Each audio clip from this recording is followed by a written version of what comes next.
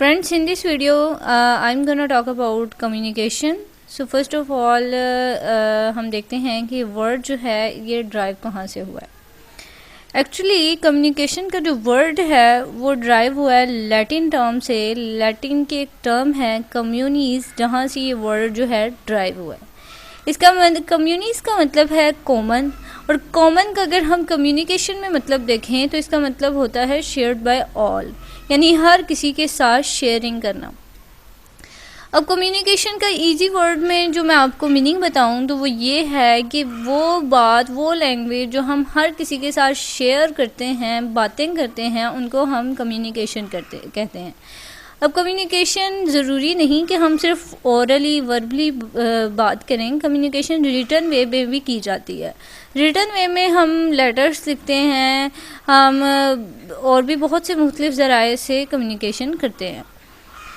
तो आगे हम देखते हैं कि कम्युनिकेशन की करैक्टरिस्टिक्स क्या हैं. इसकी कुछ खसूसियात हैं जो मैं आपके सामने बताऊंगी एज अ डेफिनेशन भी. यानी ये जो है एज ओल्ड एज ह्यूमन, यानी जितना ह्यूमंस पुराने हैं उतनी ही ये कम्युनिकेशन भी पुरानी है. अब जैसे कि आपको पता है कि हज़रत आदम अलैहिस्सलाम जब आए थे तो उनके साथ ही कम्युनिकेशन भी आ गई थी, यानी वो उन्होंने अपने साथ ही बोलना शुरू कर दिया था. तो कम्युनिकेशन जो है वो ह्यूमन, जितना इंसान पुराना है उतनी ही कम्युनिकेशन पुरानी है, इंसान के साथ साथ चलती आ रही है.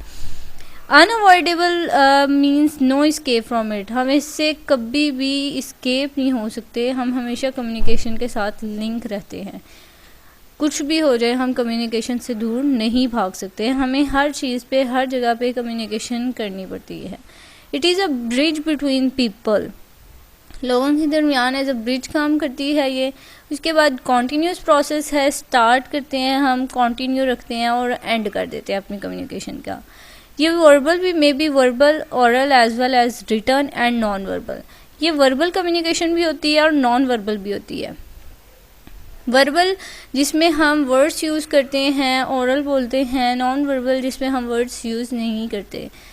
उसके बाद फॉर्मल एंड इनफॉर्मल. अब फॉर्मल एंड इनफॉर्मल मींस कि हम फॉर्मल कम्युनिकेशन जो है अपने ऑफिसेज, अपने क्लासरूम्स में प्रेजेंटेशन देते वक्त हमें बहुत ज़्यादा तहजीब के साथ, बहुत जो अपने वर्ड्स हैं उनकी बहुत अच्छे से चॉइस करनी होती है, तो उसको हम फॉर्मल कहेंगे. अब इनफॉर्मल मींस हम जो रैंडम बातें कर रहे होते हैं घर में बैठ के, हमें कोई ख़ास ड्रेसिंग की ज़रूरत नहीं होती, बस ऐसे ही बात कर रहे होते हैं, तो वो इनफॉर्मल कम्युनिकेशन हो गई. अब वो कम्युनिकेशन जो है वो यूनिवर्सल प्रोसेस है, यानी ये जो है यूनिवर्सल प्रोसेस, यानी all over the universe communication की ज़रूरत होती है और ये ऑल ओवर द वर्ल्ड चलता है. अब इसमें यूनिवर्स में कौन कौन से आ जाते हैं? Humans, animals, insects, birds. अब एनिमल्स, बर्ड्स, इंसेक्ट्स जो हैं वो भी कम्युनिकेशन करते हैं, लेकिन उनकी कम्युनिकेशन का वे डिफरेंट होता है. उसके बाद सोशल प्रोसेस. ये जो है सोशल प्रोसेस है, यानी हमें दूसरों के साथ, कम्युनिटी के साथ लिंक होने के लिए हमें ये कम्युनिकेशन करनी पड़ती है.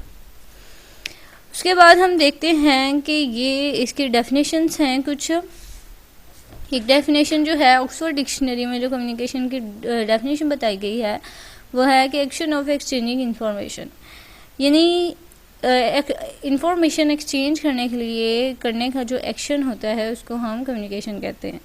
अब एक्सचेंजिंग इंफॉर्मेशन यानी हम इंफॉर्मेशन ले रहे हैं, दे रहे हैं, उस सारे प्रोसीजर को हम कम्युनिकेशन कहते हैं.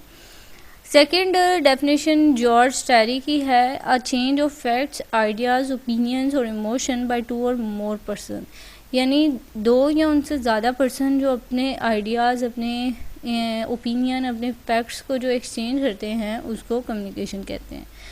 अब इजी वे में इसकी डेफिनेशन देखी जाए तो वो है a process of exchanging information, signal और message as by talk, gestures और राइटिंग, यानी राइटिंग के थ्रू, अपने जेस्चर्स के थ्रू या बोलने के थ्रू जो हम अपनी इंफॉर्मेशन, अपने सिग्नल्स, अपने मैसेजेस जो हैं एक दूसरे के साथ एक्सचेंज कर रहे होते हैं उसको हम कम्युनिकेशन कहते हैं.